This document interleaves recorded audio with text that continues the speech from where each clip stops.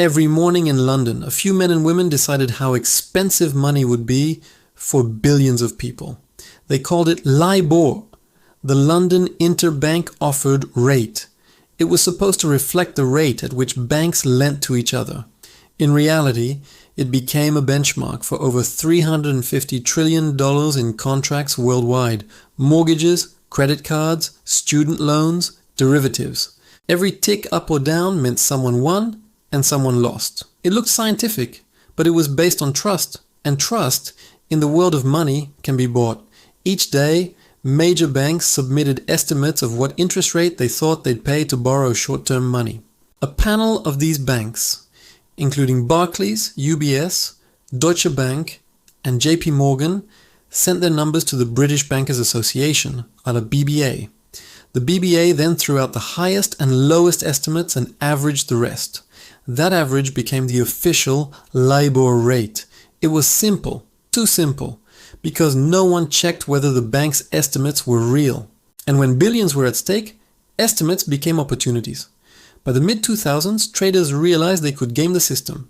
If LIBOR went up, their trades could lose millions. If it went down, they could profit big. So they started asking colleagues who submitted LIBOR rates to nudge the numbers a little. One message read, "Hey mate, can you lowball LIBOR today? I've got a big position." Sometimes it was blatant, sometimes subtle, but every tiny change affected millions of contracts, and no regulator noticed. Then came 2008. Global credit froze. Banks stopped trusting each other, but LIBOR barely moved. Something didn't add up. If banks were afraid to lend, rates should have skyrocketed. Instead, they stayed suspiciously calm. Whistleblowers began to talk. Barclays traders had been pushing false rates for years, sometimes at the request of executives. The illusion cracked. In 2012, the US Department of Justice, the UK's Financial Services Authority, and other regulators launched a massive probe. What they found was staggering. Emails, chat logs, recorded calls. Traders openly discussed manipulating LIBOR to protect their bets. Phrases like "a done-for-you big boy" became evidence of collusion. Barclays was the first to fall. It paid $450 million in fines. Soon others followed: UBS, Deutsche Bank, RBS. By 2015, total penalties had passed $9 billion. But the damage wasn't just financial. It was trust. Top executives resigned. Traders were fired. Some faced criminal charges.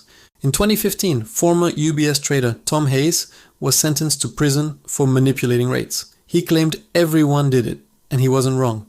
Dozens of traders across continents were caught. Yet most walked free. Banks paid the fines. Shareholders took the losses, and the world quietly moved on. LIBOR wasn't just a rate, it was the heartbeat of modern finance. When it moved, trillions of dollars moved with it. A family's mortgage payment in the US, a student loan in Europe, a government bond in Asia, all tied to the same number set in London. That number turned out to be fiction, and it revealed a truth many didn't fatos de ti want to face, that global finance ran on confidence, not transparency. Regulators promised reform. They said the system would change. LIBOR would be replaced by market-based benchmarks like SOFR in the US and SONIA in the UK. Rates based on real transactions, not estimates. By 2023, LIBOR officially died, but many argued the same flaws remained.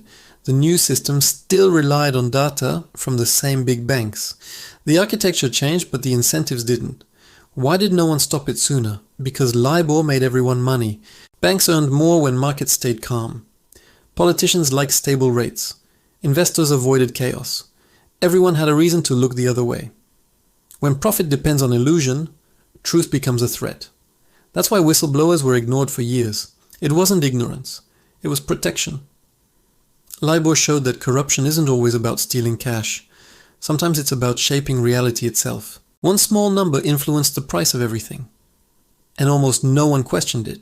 It taught the world that trust in finance must be earned, not assumed. That data without oversight becomes deception, and that when too much power concentrates in too few hands, the line between market and manipulation disappears. Today, LIBOR is gone, but the mentality that created it still lives on. Markets still depend on trust. Banks still control invisible levers that shape global economies. The scandal became a warning, then a memory, and perhaps that's the real danger. Because when people forget, systems repeat themselves. LIBOR wasn't just a rate, and it showed the world what finance looks like when no one is watching.